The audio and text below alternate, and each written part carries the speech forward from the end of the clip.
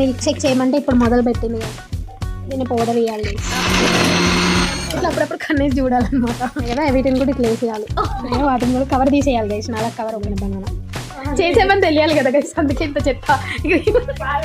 ఇక ఏమని పాల ప్యాకెట్ పట్టుకొని ఇప్పుడే వచ్చాడు గైస్. ఇలా పట్టాలి, ఇలా కూడా చూసుకోవాలి గైస్. సెకండ్ రౌండ్ అనమాట. ఫస్ట్ సరిపోదు అనమాట. పాలు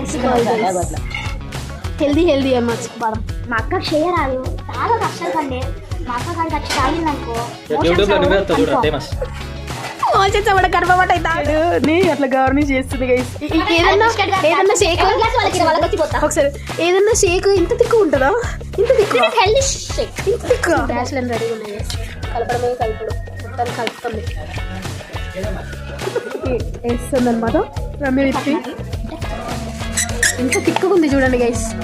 ఈ విధంగా మేమైతే పెట్టుకుంటే మాత్రం రోడ్డు మీద అందరు మా దగ్గరికి వస్తారనమాట. సో తాగు మరి మొత్తం తాగుతాను ఎందుకురా? తాగి చెప్పు నాన్న ఎట్లుందో. అటుగా ఎట్లుంది మామ?